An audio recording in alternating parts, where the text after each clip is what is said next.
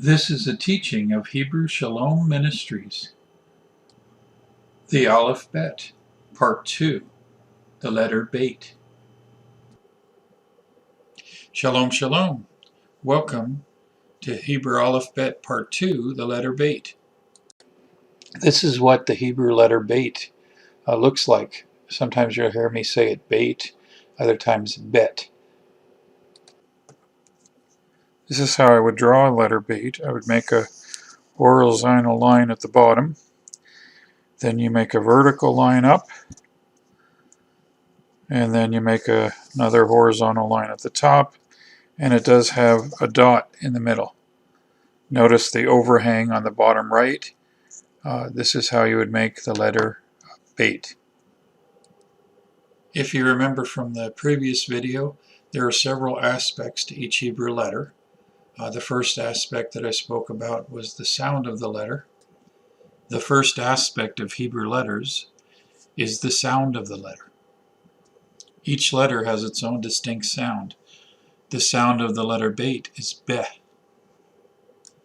The sound of the Hebrew letter Bet has the same sound as the letter B in English, B.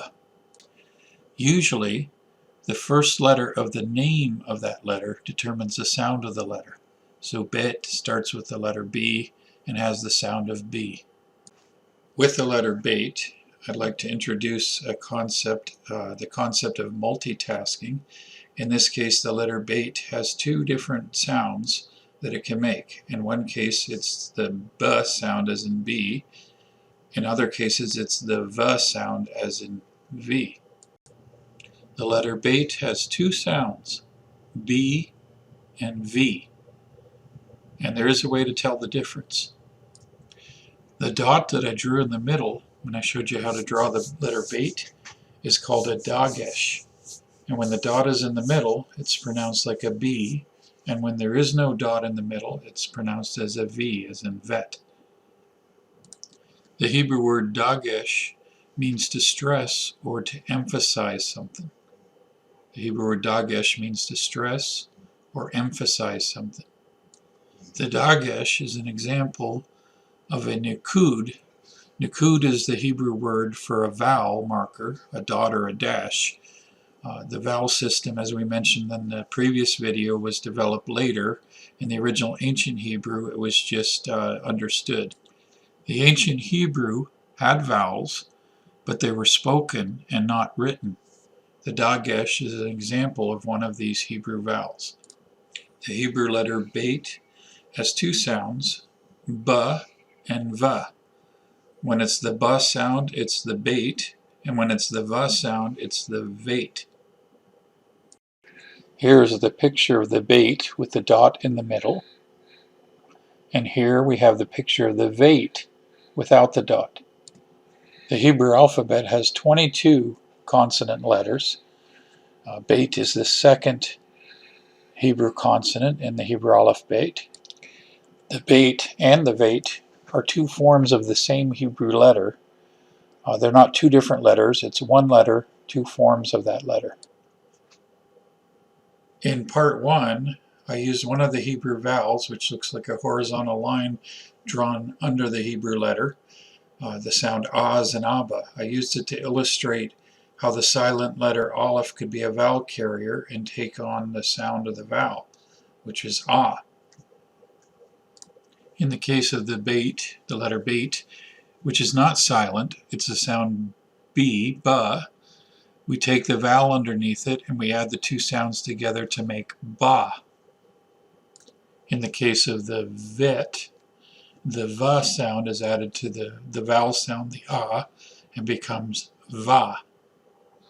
I mentioned in the first video that the second aspect of the Hebrew letters is the numerical value of each letter. The numerical value of the letter Bet is 2. Bet is the second letter of the Hebrew Alef Bet, and its numerical value is 2. With this information, I can now show you how the numerical value of a Hebrew word works. The Hebrew word that I'm going to use to illustrate this is the Hebrew word Abba, which is a form of the word father. It actually means daddy. This is what the Hebrew word Abba looks like. It's 3 letters. Remember, Hebrew goes from right to left. It's an Aleph, and then a Bet, and then another Aleph. Also, notice underneath the letters, under the first Aleph, is that horizontal line, that's a patak, and it has the sound Ah. Proceeding from right to left, the second letter is the letter Beit, which has the sound Ba, as in a B sound, with another vowel. That vowel is called the kamatz, and actually has the same sound as the other vowel. The patak and the kamatz sound exactly the same. There's another purpose for there being 2 different marks for them, which we don't need to know. That kamatz vowel, which looks like a little T, a little capital T in the English, it has the ah sound, as in Abba, which is the word we're doing. Putting it together with the letter Beit, which has the ba sound, it's ba. The sound there is ba. So putting it all together, you have the ah, ba. And the final aleph there, the third letter, going from right to left, is an aleph, is silent, and there's no vowel with it, so it's a silent letter in this word. Next, I've included a photo with the numbers of each letter above it. So the letter Aleph, if you recall, is the numerical value of 1, or the number 1. The letter Beit is 2, and then the other Aleph is also 1. So you have 1 plus 2 plus 1 gives you a numerical value of 4 for the word Abba.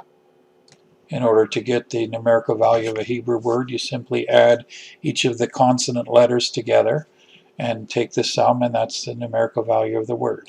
Hebrew vowels have no numerical value, only the Hebrew consonants have a numerical value. So Hazah, congratulations, you've learned your very first Hebrew word. That Hebrew word is Abba. I mentioned in video part 1 that the third aspect of Hebrew letters is that each Hebrew letter is also a Hebrew word. The Hebrew letter Bet is the Hebrew word for house, pronounced Bayit. If I write out the letter Beit, Bet, using 3 Hebrew consonants, this is what it looks like. If I write out the Hebrew word for house, it has 3 consonants, the same exact 3 consonants. It looks exactly the same. So Bet can either be looked at or written as a letter, as a symbol, or it can be written out as a word, Bet, which is also the Hebrew word house. This is different from the English alphabet, where each of the letters is not a word. Maybe the closest you could come to that is the letter B, could be confused because of the phonetic sound with the word bee, as in a honeybee. This brings me back to the introduction where I mentioned that Hebrew is written from right to left. Hebrew is not backwards. Hebrew is the original language that's God-given. And as we study the Hebrew and interact with the Hebrew, we not only learn Hebrew thinking, but we get insights into the way that God thinks. God is a multitasker. In Hebrew, letters are connected to words, are connected to numerical values. As you study Hebrew, you'll see this more and more. An example of this is the letter Beit is also used as a preposition that means in. This makes sense because the letter Beit is a house, so when you're inside a house, you're in something. Here I've drawn the very first word of Scripture, in the beginning. The letter Bet here is a preposition, a prefix, which means in. In English, the word in would be a separate word, but in Hebrew, the prefixes, the prepositions, are attached to the word. If you look this up in Strong's, it'll just give you the word Reshit. It'll cut off the prefix and not include that, but give you the root word. This is an example of the depth of the Hebrew language, which reveals God as a multitasker. I am often asked, which is the best English translation? When I answer, I often use the Passion Translation versus the King James. The reason that I do this is because on the one end of the spectrum you have the King James, which is more literal word for word, and then on the other side you have the Passion Translation, which is more of a paraphrase, which communicates more of the emotion. The Hebrew is not either or. The Hebrew is both. Sometimes people refer to the left brain, right brain, the mathematical, logical versus the artistic, musical side of the brain. The Hebrew is both. And the reason is because God is both. The Hebrew reflects who God is. This is one of the many reasons why it's impossible to accurately translate. We get a watered down version when we translate. If one really wants to understand the scripture, they need to go back to the Hebrew. Back to the Hebrew letter Bet as a word. Here's a scripture verse, Genesis 12:1, that has the word bayit, the word house, which is the letter Bet, in the verse. When you see the word house in the English translation here, that's translating the Hebrew word bayit, the three consonant letters that spell out the letter Bet. Notice in the verse, God tells Abram to get out of his father's house. He was in his father's house. Remember that the letter Bet is used as a preposition to mean in. So if you wanted to say that Abram was in his father's house, he was in the house, he was babayit. You would use the preposition of the letter Bet. In this case, God tells Abram to get out rather than in the house. I suppose that's a little bit of Hebrew irony for you in that verse. Moving on to the fourth aspect of Hebrew letters is the shape or the picture of the Hebrew letters. Here I've drawn a picture to illustrate the Paleo-Hebrew, the pictograph of the Hebrew letter Bet. It's a man standing on a hill looking down in a valley at a tent. So he's getting a bird's eye view of the tent from above.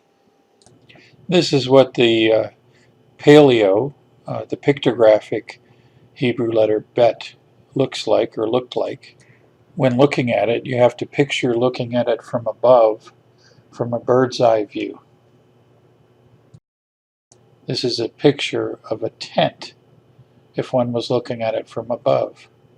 Similar to when you go apartment hunting and they give you a floor plan of an apartment. Here I've drawn a little arrow designating the entrance to the tent.